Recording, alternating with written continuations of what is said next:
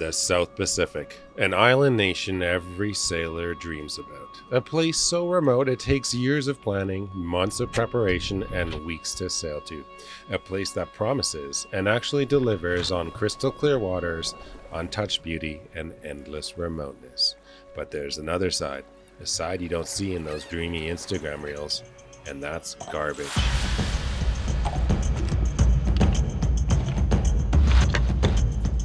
It's everywhere. Tiny fragments, huge abandoned fishing nets, plastic from distant cities, debris from yachts. Every beach tells the same story.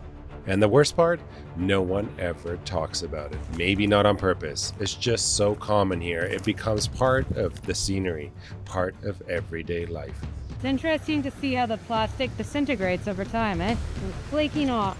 So yeah, we made a video about garbage. The garbage we find out here, a garbage video. Make sure to subscribe and follow along to see what kinds of garbage we dig up in these pristine shores. It's more interesting than you think.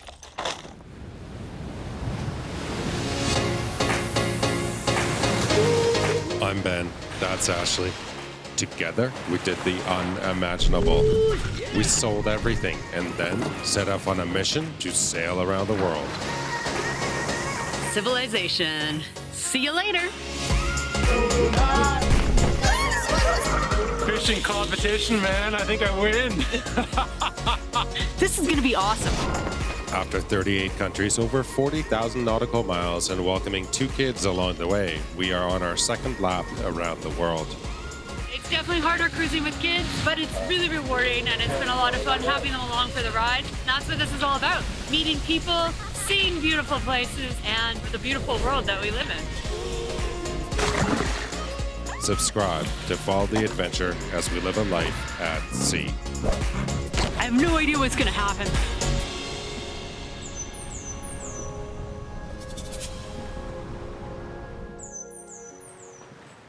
Good morning. Good morning. You look beautiful. Right. I've been up since 1 a.m. Another morning, another atoll, another overnight sail. These sails are like small, yet kind of like hard because, I don't know, it's always squally and there's reefs and other atolls in between, so you got to pay attention. That's the pass, and we're about to go in. We're going to go in the southern pass. It's a bit narrower, but a bit closer to our anchorage. And then we're going to motor all the way north, all the way back up there to hide behind the Motu on the windward side to hide from the wind that's coming tomorrow. This is one of the narrower passes we're going through. We'll try it. That's what it looks like on satellite. That's what it looks like in real life. Deep in the South Pacific, the charts are often unreliable at best. Comes out on this side too. Okay, we're about to hit that current, so I'm going to speed it up a bit, I think. Oh, this is always stressful.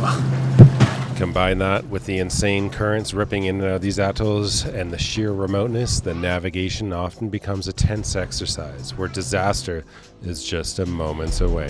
I'm going to turn a little bit to the right here. Our best friend out here, the satellite maps app on our phone paired with a Starlink. We made it through. That was a tight one. That's a balmy right there. And it's kind of like this overcast sky right now, which makes it really hard to see where to go. But we have a track from another boat that we've been following through. And we got our satellite maps on our phones. Watch the depth come back up. That was a little tighter than I thought. Oh, we still got a fishing line out. Oh, nice. This is Tahanea. The atolls we're sailing through right now are absolutely massive, often over 20 miles across. So when the weather turns, all the sailors end up in one corner, tucked behind small sand spits, waiting for the worst to pass. Which, by the way, brings with it a lot of garbage and waves that pound the ocean shores and snag it on the reef.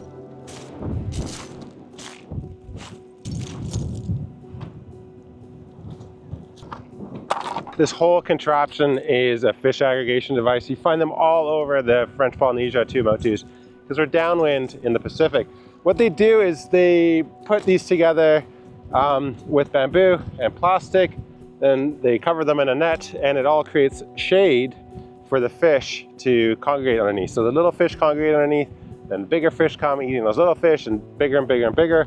And eventually you get a huge, massive fish underneath. And this buoy is both a transponder, so measuring what kind of fish mass is underneath the water, and it's also a satellite communications device. So it sends the data from the transponder, transducer, up to the satellites, telling it what kind of fish mass is underneath this whole thing and its exact GPS location, and then the purse seiners come and scoop up what's underneath. Life out here has been pretty spectacular and also a little bit mundane. It's kind of funny. We are in paradise, as they say, like absolutely stunning place. We go out, we explore every day, we find all sorts of crazy stuff on reefs, but it's just regular life out here. There's nothing like, it's just weird. It's like we've settled into a normal routine out here, a normal life. We look for treasure. We find a lot of garbage. It's really fun to explore, but it really is a lot of nothing out here. It's incredible. And then every time you step onto one of these islands, it's so interesting. You find cool things. I'm probably more intrigued by the garbage than Ashley, because I always look at where it came from and it's like, well, it's like Japanese printing on it. It's like, that's kind of cool. Not the garbage, but the fact it came from Japan, and I don't know, someone maybe threw it in the ocean there. I have no idea. Or maybe it came off a Japanese fishing boat. What do you find, Bodhi? This is one. It's a snake. It's a snake? Yeah. It looks like plastic to me, dude. Molten plastic. Yeah, but hit it. It makes a weird sound. Maybe it was like squirted out of a tube, and then maybe it's epoxy. See the window in the house. It's a house, okay. I think it's from a fishing boat, probably. There's a couple other things that we look for of value out here.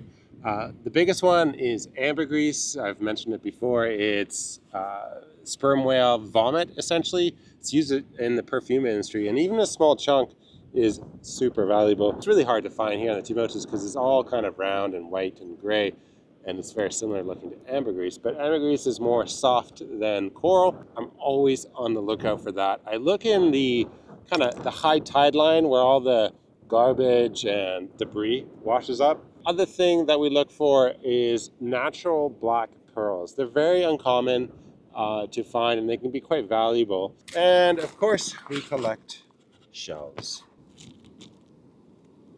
That's a pretty one. I've also been finding these, and I finally found a whole one. I've been picking up fragments. Oh, that one's perfect. It's so cool, hey? Willa has been collecting all the cowrie shells, and it's really cute. She is into purple. I look for bright red, and we share. So we're doing good. Bodhi finds all the hermit crabs, and Ben finds all the garbage. So, you know, we're quite a family of collectors here. So that right there is actually from a pearl farm. That's where they keep the oysters in. The pearl farms actually produce a fair amount of garbage and waste in the lagoon.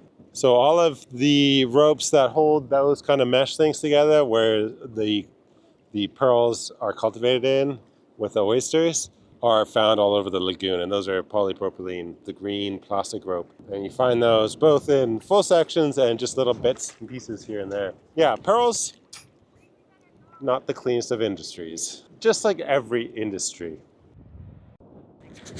That right back there, you see that dark line? That's coming our way. What's happening in the two mountains right now is a change of seasons. So you get northerly winds on the other side of that, and right now we're kind of like in a southeasterly wind. In between the southeasterly and the northerly wind, you get this massive thing of rain and cloud, and it's going to sit on us for probably a couple days here coming up. It's actually cycling that way. Like sometimes there's these big cells that actually rotate a little bit, but they're not going to turn into a hurricane here because we're too close to the equator, but sometimes it's kind of the start of a cyclone or hurricane.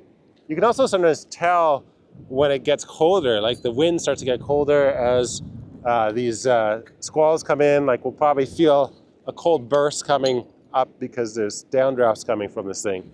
That's all I got. I'm not a meteorologist. Anyways, we got to hurry up, probably get off this beach.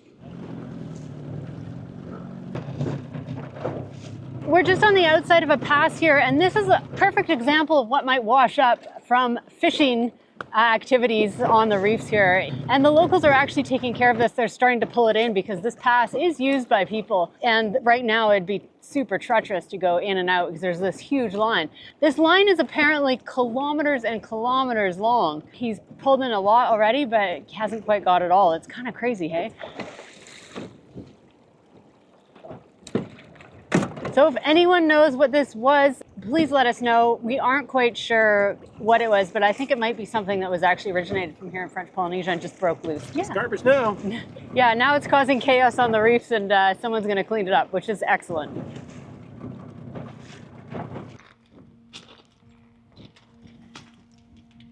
I think someone has collected a bunch of the garbage and put it up at the high tide line. This is another one of those fads. The question we've always wondered is, what is the best way to dispose of garbage out here? I mean, you have a few options. One is to burn it, collect it and burn it, but then you're releasing it into the atmosphere.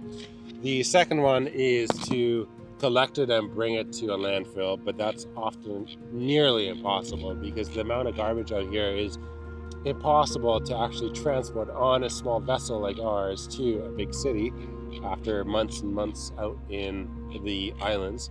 And the third option is to collect it and put it up at the high tide mark like we're doing here.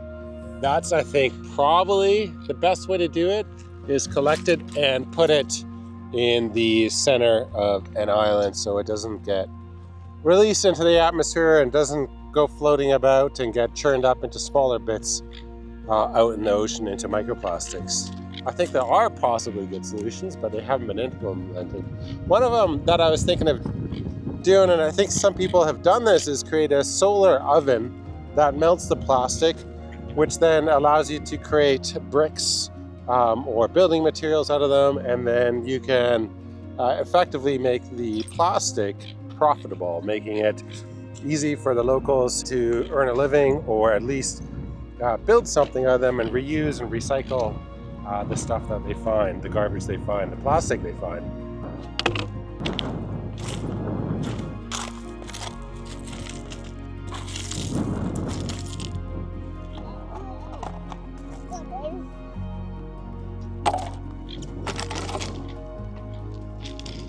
This is reality out here, even though we don't think it is. It says Plásticos Rival Celo de Calidad, blah blah blah, BBC 110. And then I think this is the key thing, Ecuadoriana, so Ecuador. When you release something in the middle of the Pacific, it does eventually wash up somewhere. It is what it is.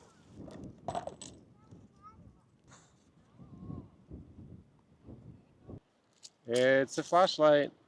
Let's put it in the middle of the island, okay?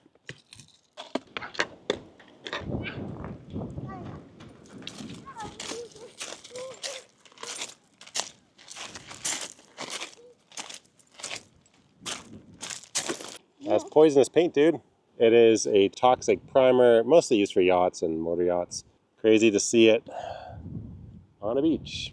You know, you wonder where this started from. Did it get dumped by accident, on purpose? What'd you find, Bodhi? Oh, a pallet. Cool toy.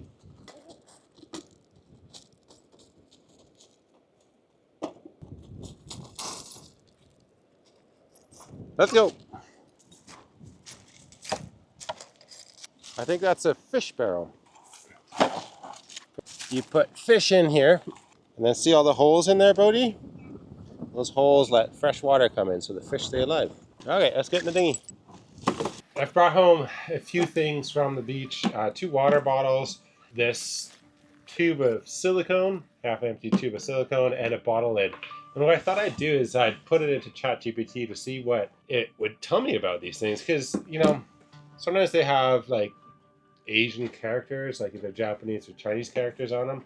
Sometimes they have just like a trademark on them, like this one says ACE. So let's see what it says and where they came from. Starting with this. This is a bottle of silicon. It says 100% RTV silicone, Junta Sala Isla. It says this silicone cartridge likely originated in the Americas, manufactured for markets in Latin America or the US, as indicated by Spanish labeling, sold for marine or construction use. It was likely discarded improperly, perhaps from a ship or a port along the Pacific coast, carried by the powerful south equatorial currents that drifted thousands of miles across the Pacific before washing ashore here in French Polynesia. So this bottle appears to be discarded beverage container manufactured in East Asia, likely China, based on the Mandarin characters printed on the label. The text translates to red iced tea, a popular drink. What I've loaded here is the currents layer on windy.com. This is publicly available, and it's quite interesting to look at the Pacific as a whole, because you can see where stuff might travel to if put into the ocean at a certain place. So if it got dropped in the ocean in Asia, it probably came up into the northern Pacific, and there's two garbage patches in the northern Pacific. There's the eastern garbage patch, and then sometimes stuff will travel to the western garbage patch. And then, depending on storms, stuff might travel further south, say, and hit the equatorial current. This is a very strong current that moves stuff typically to the west. At some point, it may have dipped down below the equator, gotten caught into the other equatorial current, gotten into a gyre or a circular motion, and then ended up down where we are right down here. It's quite easy to see how stuff travels around. Again, it can take anywhere from 1 to 3 years for stuff to travel across the Pacific, sometimes multiple times, depending on which current is in. And the same thing goes for stuff from Central America or South America. If dropped into, say, off of the coast of Peru, stuff would have traveled northward, just as Tor Heyerdahl did on the Kentucky. He drifted northward and then hit the equatorial current and ended up in French Polynesia, the same spot where a lot of the garbage ends up. Yeah, we're all connected with garbage. We're on a mission. So, where do you think it is here, guys? Oh, I'm bushwhacking through this little island. Luckily, it's not very big. You can see ocean all around. There's the path. Let's see. Oh yeah, there it is. All right. So Kentucky was led by Thor Heyerdahl, and I think what he was setting out to prove with Kentucky, and I might be wrong, and that's we're gonna have to Google it when we get back to the boat. People voyaged from a long ways away to actually arrive in French Polynesia, and the original descendants, they think, came from South America. And I think that's what he was trying to prove, was that there are ocean currents and that voyaging happened long before we thought it did. And huge distance long voyaging. So this is super cool. Let's go look at some rocks, guys. Gonna find the treasure? Okay, come on guys, let's go find this thing.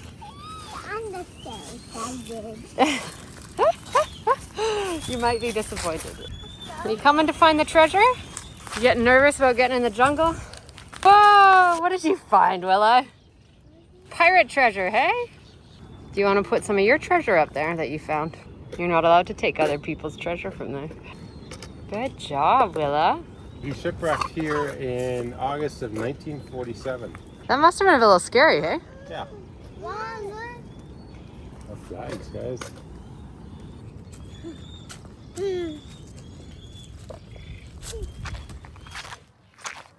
What'd you get? This thing. Oh, cool. Need this thing. You gonna get him, Bodhi? Yeah. I want to get him with this. All right, should we put him back in the water? Going the wrong way, dude. Hold on to my stick, okay? Ah, there we go. You want to go in the mud. Okay, let's go find some more garbage, guys. Every atoll has an opening, which is called the pass, and that's what this is right here. The water is just ripping out of the pass right now because it's outgoing tide. And we also found this little path that we're walking around this atoll on. Sometimes they got locals living here and they farm copra and fish. And sometimes they create these little paths. It's pretty cool. It's interesting to see how the plastic disintegrates over time, eh? The palm has definitely lost more than the rubber, but it's hard and awful. Flaking off.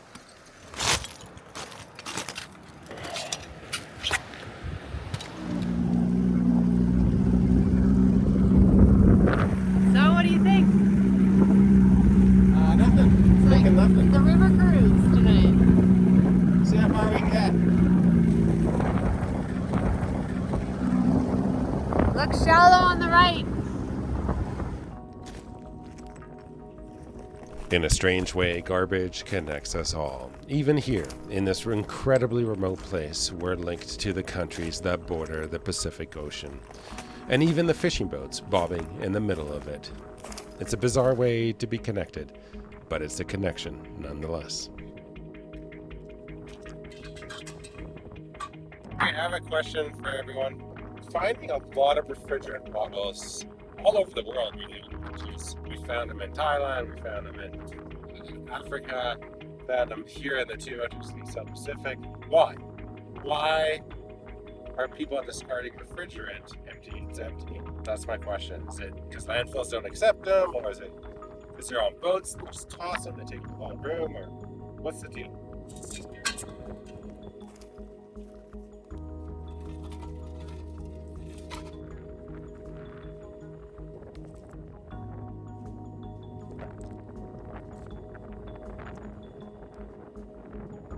What'd you find? See what's inside it. Oh yeah, something in there. Let's open it and smell it. Okay, hold this. Oh God, What's inside it? I don't know. It's some brown liquid.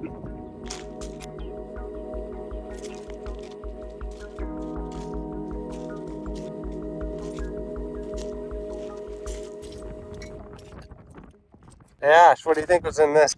Beefy China, it's got like mold growing on it. It's probably like penicillin. I'm not opening it.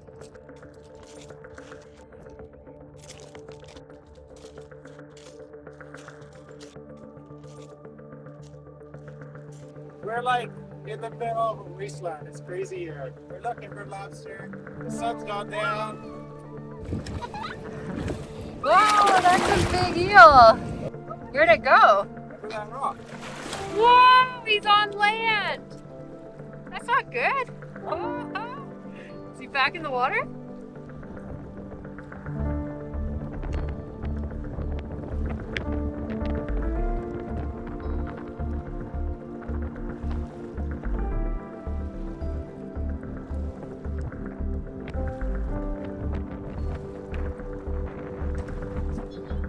Well, he's definitely making himself look bigger. Whoa, those are red eyes. Eee! That's a better idea. He's quick.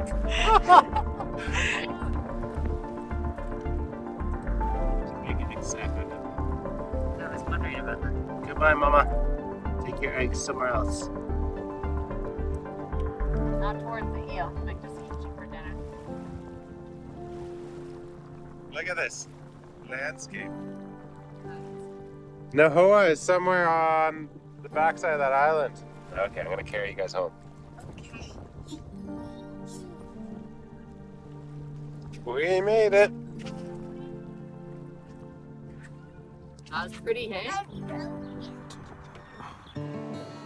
Perhaps the garbage out here is so striking because it contrasts so sharply with the beauty around it. In a city, it might go unnoticed, but among swaying palm trees, turquoise waters, it stands out. It's a paradox that makes these places even more precious in a way, more fleeting for those that follow.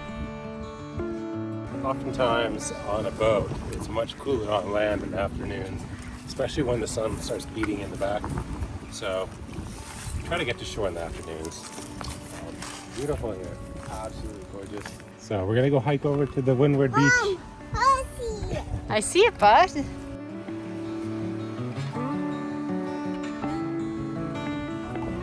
Sometimes they have big storms here, rainstorms, and the coconuts get flushed down into the ocean. And look at this is hilarious. Talk about a toilet with a view. Look at this. Well, someone had the right vision. You got a shower on your left and a loo on your right and a view straight ahead.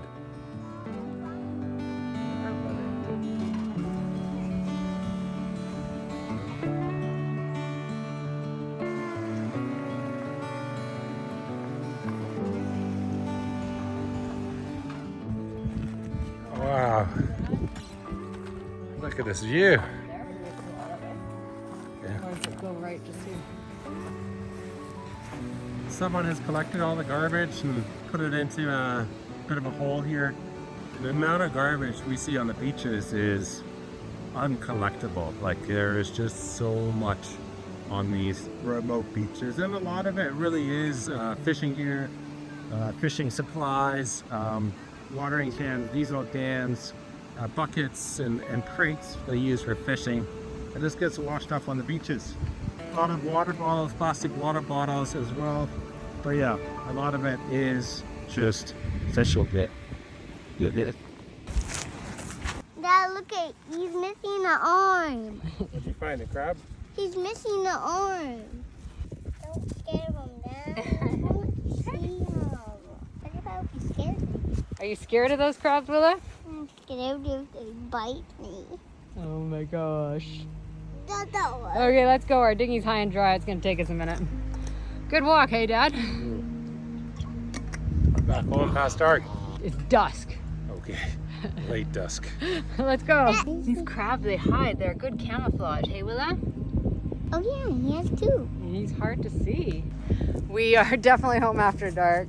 Wow, it's beautiful out there. Whoa, check that out.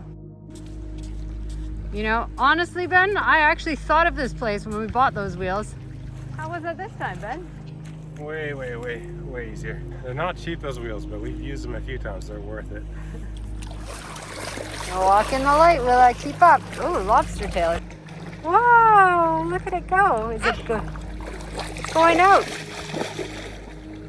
As we end the video and come to a close, I just want to say we're not here to preach or scold. We're just here to share what we see. Oh, did you just fall down? Whoops. Oh, you wanted to go for a swim. There you go. The South Pacific may look like paradise, but it carries humanity's fingerprints from every corner of the globe. And raising kids has perhaps shifted our perspective. It's not just about today. It's about the world they'll inherit in 100, 200 years. What beaches will they walk on? What oceans will they sail? What legacy will we choose to leave behind?